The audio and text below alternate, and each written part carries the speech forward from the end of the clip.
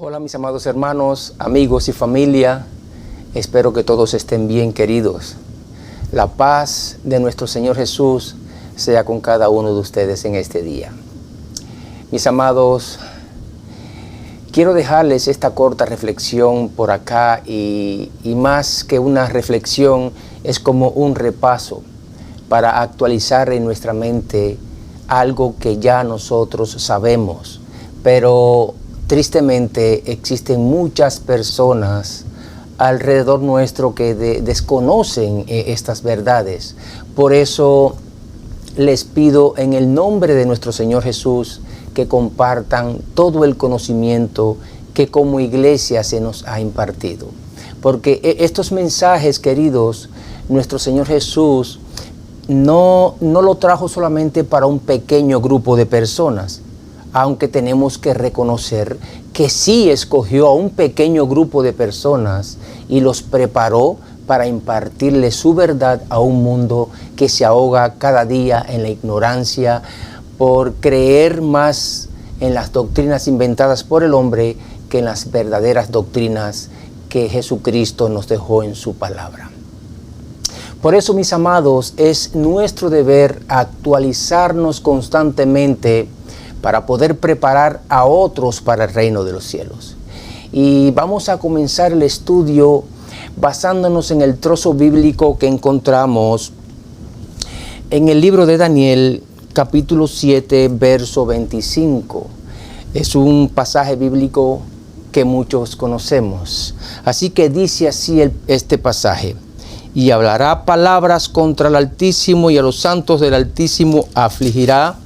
También intentará cambiar los tiempos y la ley, y en su mano serán entregados pues los santos del Altísimo durante un tiempo, tiempos y la mitad de un tiempo. Y queridos, esta profecía de tiempo no solamente la vamos a ver en el libro de Daniel, ¿verdad? Sino que también la vemos en Apocalipsis y en varios pasajes. Por ejemplo, en Apocalipsis capítulo 12, verso 6, se menciona esta misma profecía de tiempo, pero en lugar de decir tiempo, tiempos y la mitad de un tiempo, pues Juan como que la presenta mucho más entendible, porque aquí se habla de 1260 días. Y en cuanto a esto, tenemos que entender, queridos, que un año bíblico y profético consiste solamente en 360 días, es decir, cada mes del año está compuesto por 30 días. Eso solamente lo vemos en los tiempos bíblicos, todo era así. Y ahora no vemos que los meses se comparten en 30 días, porque a través de los tiempos se ha venido cambiando los calendarios. Así que 30 por 12 meses que trae el año es igual a 360 días, ¿verdad? Y esto nos lleva a entender mucho mejor la profecía de Daniel 7:25, cuando nos dice que los santos del Altísimo serán oprimidos por un periodo de un tiempo, 2 tiempos y la mitad de otro tiempo. ¿Y cómo explicamos esto, querido? Vamos a ver cómo lo explicamos. Y es muy sencillo porque, miren, un tiempo es igual a 360 días. Un año, ¿verdad? 2 tiempos es igual a 720 días. 2 años, ¿verdad? Y medio tiempo es igual a 180 días. 6 meses. Y cuando sumamos todo esto, el resultado es 1260 días. Ahora, también tenemos que tener presente que en la profecía bíblica un día simboliza ¿qué cosa? A un año literal. Y podemos ver 2 ejemplos bien claros de esta regla de días por año en la misma palabra de Dios. Por ejemplo, allí en Números capítulo 14, verso 33 al 34, podemos leer esto. Dice: y vuestros hijos andarán pastoreando en el desierto 40 años, y ellos llevarán vuestras rebeldías hasta que vuestros cuerpos sean consumidos en el desierto. Verso 34. conforme al número de los días, de los 40 días en que reconocisteis la tierra, llevaréis vuestras iniquidades, 40 años, un año por cada día, y conoceréis mi castigo. Otro ejemplo más lo vemos en el libro de Ezequiel, capítulo 4, los versos del 4 al 6, que nos dice: y tú te acostarás. Aquí, mis amados, Jehová le está hablando a Ezequiel sobre la predicción de Jerusalén. Le dice Jehová a Ezequiel: y tú te acostarás sobre tu lado izquierdo y pondrás sobre él la maldad de la casa de Israel. El número de los días que duermas sobre él, llevarás sobre ti la maldad de ellos. Verso 5. Yo te he dado los años de su maldad por el número de los días, que son 390 días. Y así llevarás tú la maldad de la casa de Israel. Y el verso 6 dice: y cumplidos estos, te acostarás entonces sobre tu lado derecho por segunda vez, y llevarás la maldad de la casa de Judá 40 días, día por año te lo he dado. Así que aquí, mi amado querido, vemos bien claro el principio de días por año, confirmándoles además que esto no es un invento de nosotros los adventistas del séptimo día, es algo que está plasmado en la palabra de Dios. Y les digo esto, mis amados, porque tristemente otras denominaciones cristianas malinterpretan esta profecía de tiempo. También allí en Apocalipsis capítulo 13, verso 5, esta profecía de tiempo se simboliza con 42 meses. ¿Y cómo llegamos a la conclusión de que se trata de la misma profecía de tiempo? Bueno, primero vamos a leerla. Dice así, escuchen. Apocalipsis capítulo 13, verso 5. También se le dio boca que hablase grandes cosas y blasfemias, y se le dio autoridad para actuar 42 meses. Bueno, 42 meses vienen siendo 3 años y medio, ¿verdad? ¿Y cómo calculamos esto para que nos lleve a 1260 días? Dijimos que los años bíblicos, proféticos, están compuestos por 360 días, ¿verdad?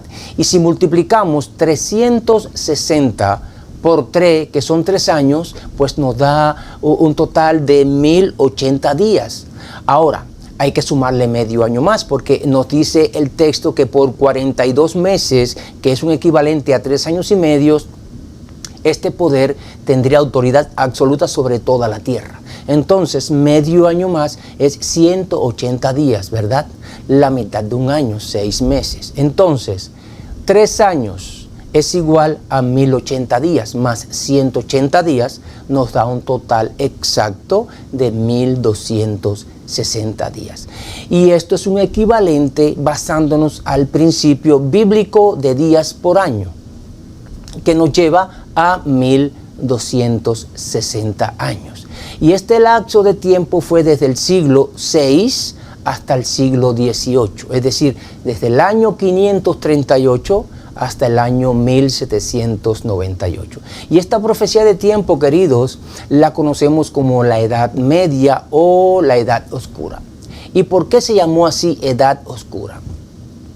Se llamó así, mi amado, porque durante esa época el pueblo de Dios fue perseguido y masacrado a la máxima expresión, sin compasión y sin misericordia alguna. ¿Y por quién fue perseguido el pueblo de Dios? Dice Daniel en el capítulo 7, pero el verso 21, que veía que el cuerno pequeño en esa época de 1260 años, entre los años 538 y 1798, pues que combatía a los santos de Dios y los vencía. Y la historia, queridos, nos deja ver bien claro qué poder religioso por más de un milenio, 1260 años, cometió tal barbaridad, donde derramó la sangre de más de 100 millones de santos hijos de Dios.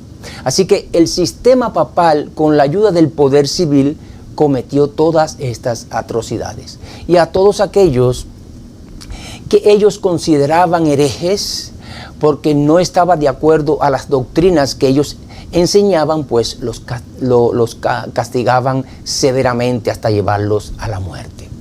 Este fue un tiempo de tribulación muy duro para el pueblo de Dios.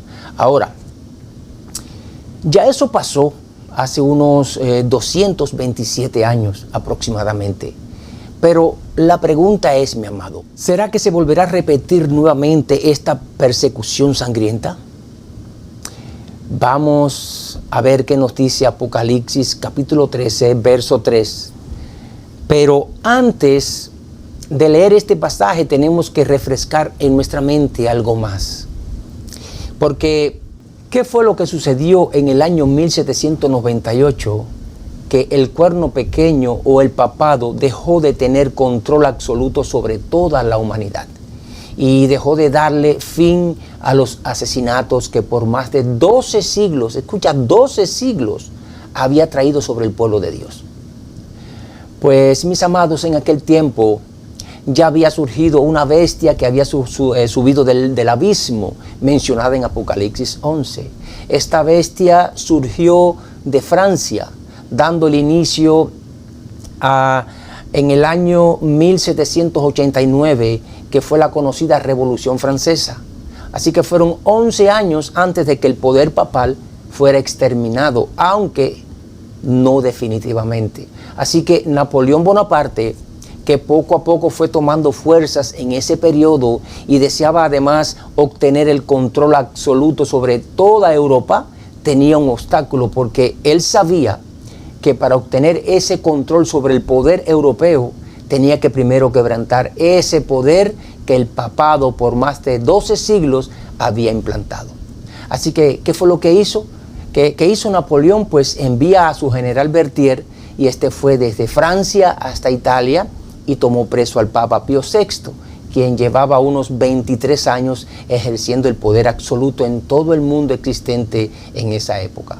Así que este papa fue trasladado a Francia, donde un año más tarde muere en su exilio. Y el poder del papado en ese momento queda quebrado, exactamente cumpliéndose los 1260 años proféticos que nos habla la palabra de Dios en el año 1798. Miren, las profecías tanto de Daniel como Apocalipsis dicen que el cuerno pequeño, la bestia que sube del mar, tendría poder por un lapso de tiempo de 1260 años. Y cuando Daniel en el capítulo 7 contempla a esta cuarta bestia que tenía 10 cuernos y que era terrible, espantosa, tenía dientes de hierro y que además devoraba a todo lo que se le interponía delante, pues él observa que entre los 10 cuernos de esta bestia surge un cuerno pequeño, que tenía incluso hasta ojos y una boca que hablaba, ¿qué cosa? Hablaba con gran arrogancia. Y este cuerno pequeño, al salir, derriba a 3 de esos 10 cuernos que tenía la bestia. Y tenemos que saber, queridos, que esta bestia simbolizaba el poder civil de Roma, y sus 10 cuernos representaban a las 10 tribus bárbaras. Ahora, cuando surge el papado, que es simbolizado con ese cuerno pequeño, derriba a 3 tribus, porque estas tribus no se sometieron al obispo de Roma, y estas tribus fueron los érulos, que fueron eliminados en el año 493. También fueron los vándalos, que fueron eliminados en el año 534, y los ostrogodos, estos fueron eliminados exactamente en el año 538. Y es ahí, en ese mismo año, que comienza el poder papal y se le da inicio a la profecía de los 1260 años. Hasta que en el año 1798 Napoleón Bonaparte quebranta este poder papal, cumpliéndose de esta manera esta profecía. Queridos, que me escuchas o estás viendo este mensaje, si en tu iglesia te están enseñando esta profecía diferente, o peor aún, no te están predicando sobre profecía bíblica,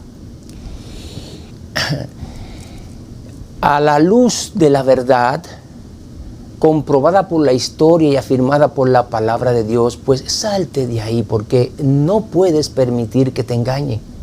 ya que de no creer en la verdad sobre esta profecía, te llevará a no creer en lo que viene en adelante, querido. ¿Qué nos dice Apocalipsis 13:3? Leemos.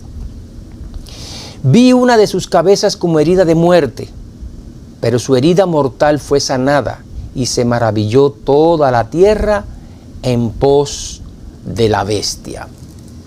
Miren, Napoleón exterminó en ese tiempo de 1798 al sistema papal con toda su influencia. Así que esa fue la herida de muerte que le causa a esta bestia, pero solo fue una herida que la deja tambaleando, porque la Iglesia Católica siguió su vida como tal, ya que después del Papa Pío VI, pues vino otro Papa que fue Pío VII, y así sucesivamente hasta el día de hoy. Pero desde esa fecha la Iglesia Católica o el papado dejó de tener ese poder sobre las naciones existentes y de imponer leyes y de gobernar al mundo. Así que solo ejerce su poder abiertamente dentro de su misma institución. Aunque sabemos que ya hoy día su poder se está expandiendo sigilosamente fuera de su círculo. Por eso Apocalipsis 13:3 nos dice que su herida sanará. Y una vez que suceda esto, queridos, pues se repetirá la historia nuevamente, mi amado. Así que habrá nuevamente persecución similar a la del pasado contra los santos del Altísimo, y eso está muy pronto a suceder. Y el que no quiera ver esta realidad es porque definitivamente está bien ciego, ¿verdad? El sistema papal recuperará ese poder que le fue arrebatado en el año 1798. Así lo dice la palabra de Dios en Apocalipsis 13:3 y en otros pasajes más. ¿Y quién le ayudará a obtener ese poder? Porque solo no lo va a hacer. A alguien le va a ayudar a obtener ese poder. Pues lo dice el mismo capítulo 13 de Apocalipsis, la bestia de 2 cuernos que se menciona unos versículos más abajo en este capítulo 13 de Apocalipsis. Esta bestia se encargará de devolverle ese poder. Miren lo que dice Apocalipsis 13, 11 y 12. Después vi otra bestia que subía de la tierra y tenía 2 cuernos semejantes a los de un cordero, pero hablaba como dragón. Verso 12. Y ejerce toda la autoridad de la primera bestia en presencia de ella, y hace que la tierra y los moradores de la tierra adoren a la primera bestia, cuya herida mortal ya fue sanada. ¿Y qué poder en estos momentos, mis amados, representa a esta bestia? Miren, Estados Unidos de América se formó de los cristianos que huyeron de Europa mientras el papado devoraba a sus hermanos de la fe. Y esta nación comenzó a fortalecerse espiritualmente. Un país totalmente construido por protestantes. Por eso este país, querido, siempre fue un país bendecido por Dios. Pero llegará el momento que Jehová lo desechará cuando sucedan 2 cosas. Primeramente, va a suceder que la ley de la Constitución, que hasta hoy ha sido la base de apoyo donde este país se ha fortalecido a través de estas leyes, pues será quebrantada o sustituida por nuevas leyes. Ya de hecho, venimos viendo desde hace un tiempo atrás que algunas leyes de la Constitución han sido abolidas a través de órdenes ejecutivas firmadas por algunos presidentes. Y cuando eso suceda en su totalidad, queridos, vendrá algo peor que llenará la copa de la ira de Dios. Y es que este país pondrá como ley obligatoria guardar un día de reposo no autorizado por Dios, obligando a todas las personas que guarden el día domingo en lugar del día sábado, que es el verdadero día instituido por Jehová. Y ya esto lo estamos viendo, ya se sienten los vientos de esa falsa doctrina tomar el control absoluto de esta nación. Y lo peor es que luego que suceda todo esto, aquí en este país, las demás naciones seguirán ese ejemplo, porque para eso está trabajando muy silenciosamente ¿quién? La Iglesia Católica. Y mis amados, cuando todo eso suceda, entonces el papado tomará el control nuevamente. Pero esta vez, queridos, lo hará global y con mucha más fuerzas y mucho más poder que en la antigüedad. ¿Y qué creen que va a pasar? Pues la persecución, la muerte, el encarcelamiento y grandes tribulaciones sobre el verdadero pueblo de Dios. Escucha, querido, sobre el verdadero pueblo de Dios. Así que no vayan a creer que todos aquellos que hoy ustedes ven predicando la palabra de Dios sean todos verdaderamente parte del pueblo escogido por Jehová. Porque solamente todos aquellos que se mantendrán firmes en lo que han creído y que se mantendrán guardando 100% la santa ley de Dios y se encuentren defendiendo el testimonio de nuestro Señor Jesús, que es su verdad plasmada en su palabra, y parte de esa verdad, queridos, es todo esto que se está planteando hoy aquí. Así que miren por ustedes mismos a cuántas denominaciones cristianas ven ustedes presentar estos temas y desenmascarar al cuerno pequeño, desenmascarar a la gran ramera, desenmascarar a Babilonia la Grande, desenmascarar al papado, a la Iglesia Católica, etcétera, etcétera. Pues a muy pocos, ¿verdad? A muy pocas personas, mis amados, verás desenmascarando a este poder religioso, ¿verdad? Pues estas pocas personas seremos perseguidas por el resto del mundo cristiano. Así que, ¿volverá nuevamente la persecución del papado? Pues claro que sí, queridos. En la antigüedad el papado persiguió la máxima expresión a los protestantes por no estar de acuerdo con las enseñanzas que la Iglesia Católica imponía, porque eso era imponer. Pero esta segunda persecución que pronto se dará en todo el mundo será muy, pero muy diferente, queridos. Porque esta vez la Iglesia Católica, escucha, no va a perseguir a los protestantes como en el pasado. Esta vez no será así, mi amado. Esta vez la Iglesia Católica se unirá. Es decir, el papado se unirá con los protestantes para juntos exterminar o raer de la faz de la tierra a un grupo de personas que conocemos en la palabra de Dios como el remanente de la simiente de la mujer, que vemos allí en Apocalipsis capítulo 12, verso 17. Y este remanente será la esencia pura del verdadero pueblo de Dios. Escuchen esta cita de la sierva del Señor Ellen G. White en Mensajes Selectos, tomo 3, página 442 del año 1889. Dice: las persecuciones de los protestantes por parte del catolicismo, debido a las cuales la religión de Jesús fue casi aniquilada en el pasado, serán más que imitadas cuando se unan el protestantismo y el papado. Y en ese mismo tomo 3, pero en la página 454, dice ella lo siguiente: muchos serán encarcelados y muchos, para salvar sus vidas, huirán tanto de las grandes ciudades como de las poblaciones pequeñas. Y muchos serán mártires por causa de Cristo al permanecer firmes en favor de la verdad. Ahora, como les dije anteriormente, este acontecimiento se repetirá, pero no con el mismo lapso de tiempo de 1260 años, como ocurrió en el pasado. Porque, mi amado, de ser así, esta vez no quedaría ni un solo hijo de Dios con vida. Y Jesús así lo afirma, ¿no? Así que en los evangelios de Mateo y Marcos encontramos estas afirmaciones donde Jesús dice que si no acortara en aquellos días el tiempo, pues nadie se salvaría. Pero que por causa de los escogidos, aquellos días iban a ser acortados. Y aquí Jesús hacía referencia a qué cosa: al tiempo del fin, a lo que está por venir muy pronto, mis amados. Así que esta segunda persecución tendrá un lapso de tiempo muy corto. Pero a pesar de que será por un corto tiempo, hará mucho más efectos o mucho más daño que la persecución de la antigüedad. Mi amado del cielo, la Iglesia Católica se exhibe ante el mundo actual con una carita apacible y bondadosa.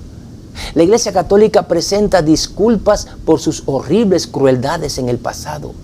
El mismo Papa Francisco, en junio del año 2015, durante su viaje a Turín, en Italia, visitó una iglesia valdense con el objetivo de pedir perdón por las atrocidades que la Iglesia Católica cometió contra ellos en el pasado. Pero en realidad, mis amados, este perdón no venía porque lo impulsó ese sentimiento de arrepentimiento genuino de parte de él y de la comunidad católica, sino más bien lo hizo y públicamente, porque lo que buscan ellos es hacer que todas las religiones del mundo se unan a ellos en ese convenio ecuménico, donde ya todas las religiones y muchos poderes políticos han firmado acuerdos con esta institución.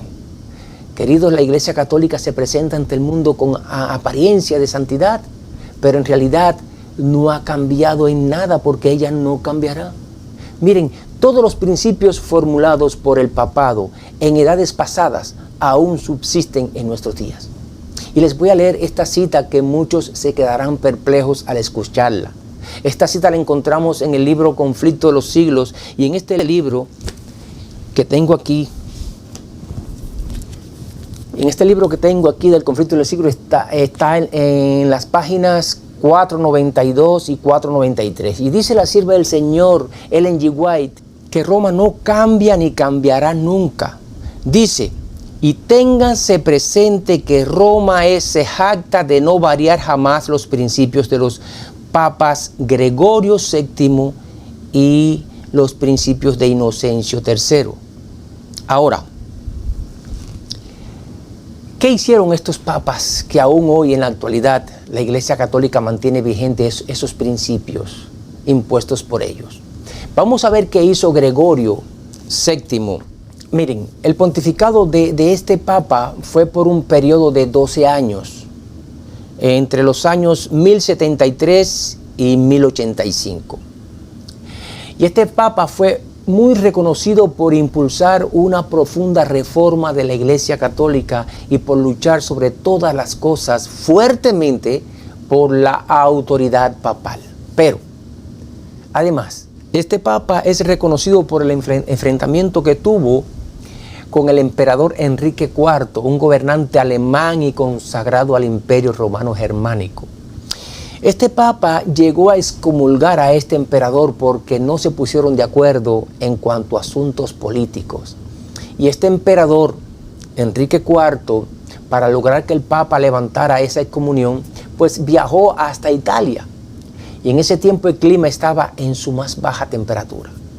Y se dirige al Papa Gregorio VII para pedirle perdón. Y una vez estando frente a la puerta del castillo de Canosa, donde residía el Papa, pues el Papa no lo quiso recibir.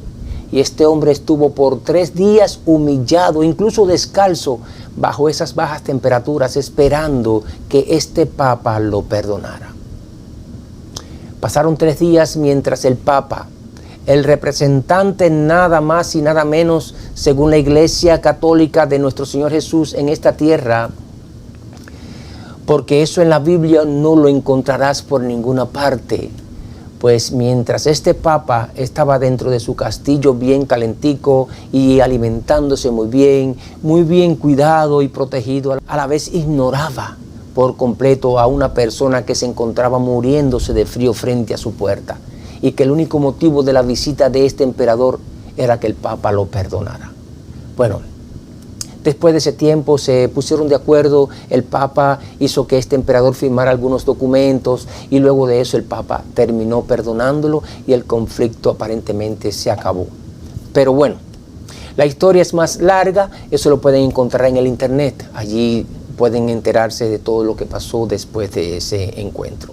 Lo cierto es que este Papa, en su famoso documento titulado Dictatus Papae o Dictados del Papa, un documento elaborado en el año 1075, es decir, 2 años después de ejercer el pontificado, pues este documento contiene 27 leyes que establecen la primacía absoluta y universal del Papa, y no solamente sobre el poder eclesiástico, sino que también sobre todo poder político sobre la ancha faz de la tierra, con el derecho de quitar y poner reyes en el pasado y en el presente con el derecho de quitar y poner presidentes de cualquier país de este mundo.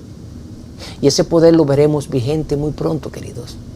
Porque ese documento lo conserva la Iglesia Católica como algo muy valioso. Ahora, ¿qué hizo el Papa Inocencio III? Miren, el pontificado de este Papa fue entre los años 1198 hasta el 1216. Así que este Papa estuvo en el poder papal por 18 años.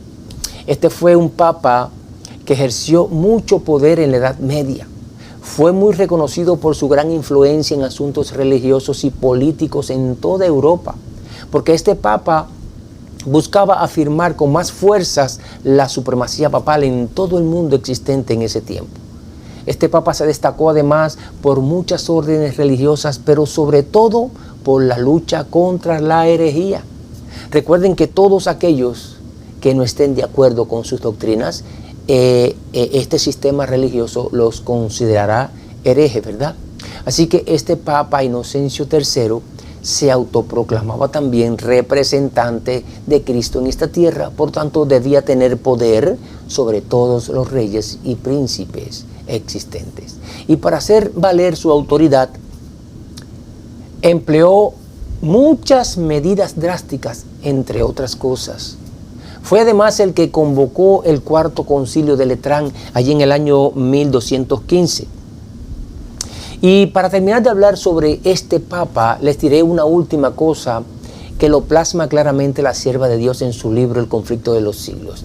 Dice que en el año 1204 el Papa Inocencio III arrancó del rey Aragón Pedro II, y esta palabra arrancó significa que lo obligó, y tal vez en forma de chantaje, porque si no lo hacía, le pasaría lo mismo que el emperador Enrique IV, que fue excomulgado.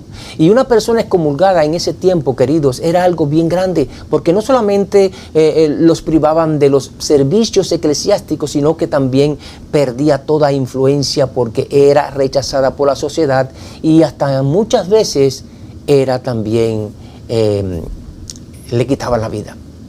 Y eso no era nada conveniente para una persona de alto rango como un rey, un príncipe o un emperador, ¿verdad?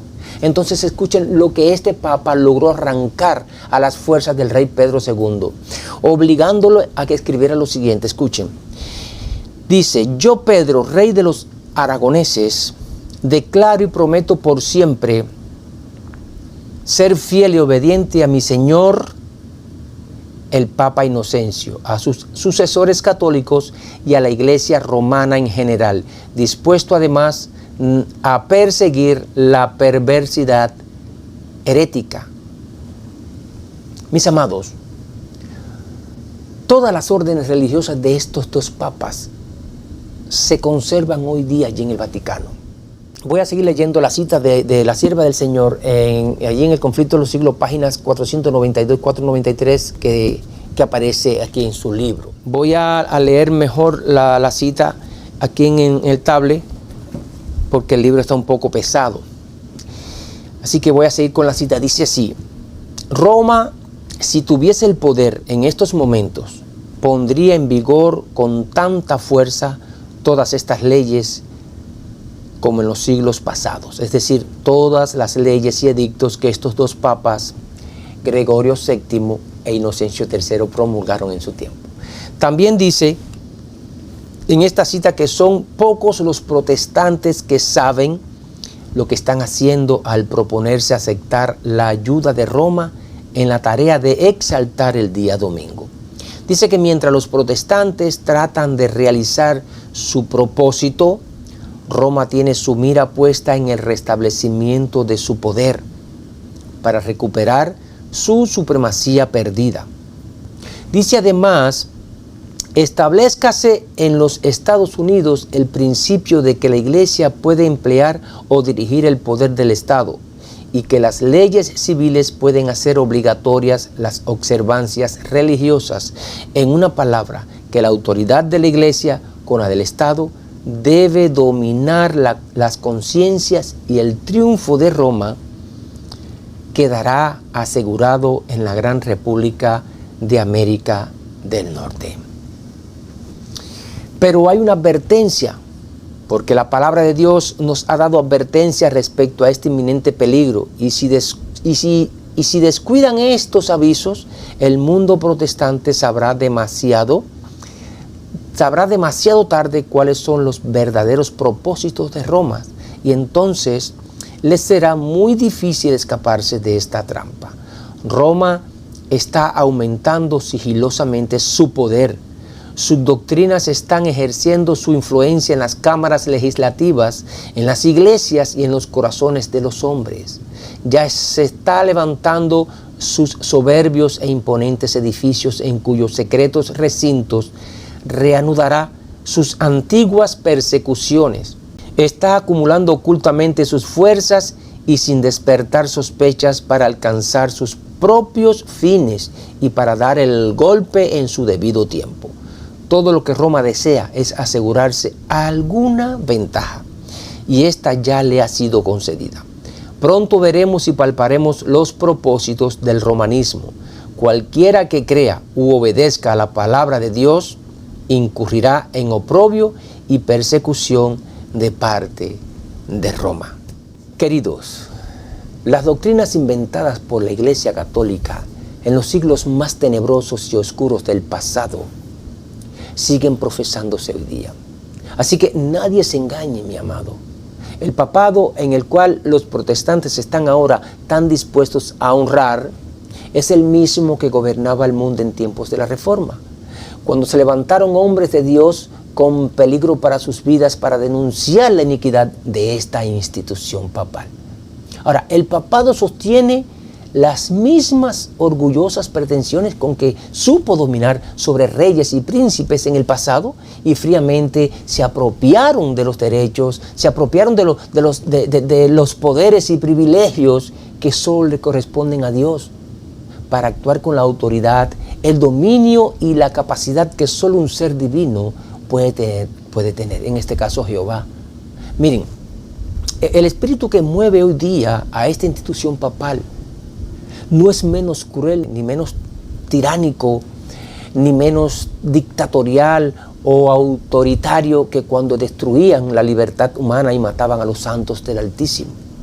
Porque este espíritu de maldad viene con mucha más furia, ya que Satanás sabe que le queda poco tiempo y que en esta segunda oportunidad, mi amado, en esta segunda oportunidad que se le está dando al diablo y a la iglesia que lo representa a él en esta tierra, él tratará por todos los medios posibles, de hacer mucho más de lo que hizo en el pasado. Por eso nuestro Señor Jesús nos advierte en Mateo 24, 21, sobre esa gran tribulación o tiempo de angustia para el tiempo del fin que vendrá sobre su pueblo. Un tiempo de angustia como nunca antes ha existido. Es un evento que será mucho más terrible que la destrucción de Jerusalén y mucho más terrible que la persecución en la Edad Media. Tan terrible, mi amado, tan terrible será que resultará en ruina nacional a escala mundial. Así lo afirma la sierva de Dios en sus escritos. Dice que en este periodo el pueblo de Dios enfrentará persecución, encarcelamiento e incluso traición de amigos y familiares. Pero que no nos preocupemos, porque los santos ángeles del Señor estarán protegiendo a sus hijos. Así que, mi amado querido, el papado no está jugando. Y cuando se desate y le den la libertad y el poder de hacer daño, será terrible, mi amado.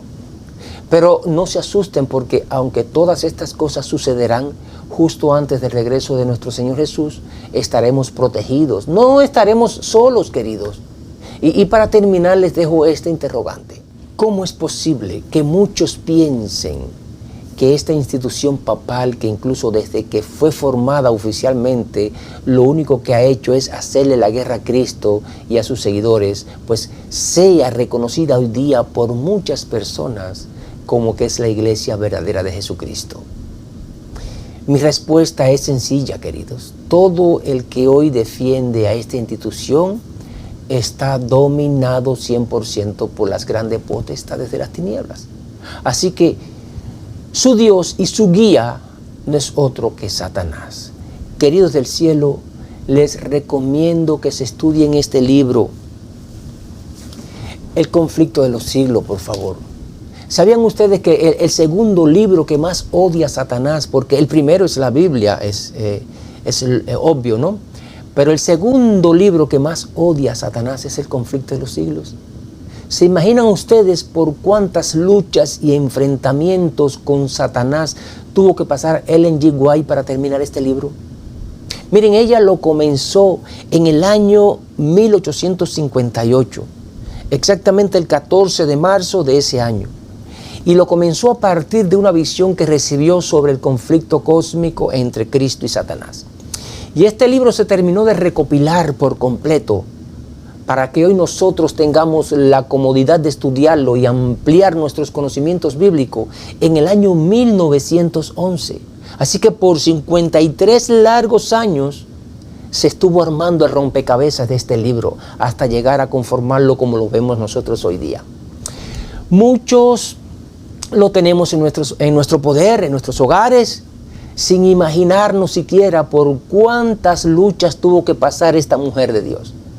Pero este libro, queridos, después de la Biblia, es el que deberíamos estar estudiando porque es el que nos dará una mayor luz sobre el gran conflicto entre Cristo y Satanás. Busquen la manera de estudiarlo, por favor. Y si alguno de ustedes no tiene la posibilidad de conseguirlo, escríbanme, pónganse en contacto conmigo y yo les haré todo lo posible por hacerle llegar a llegárselo a ustedes.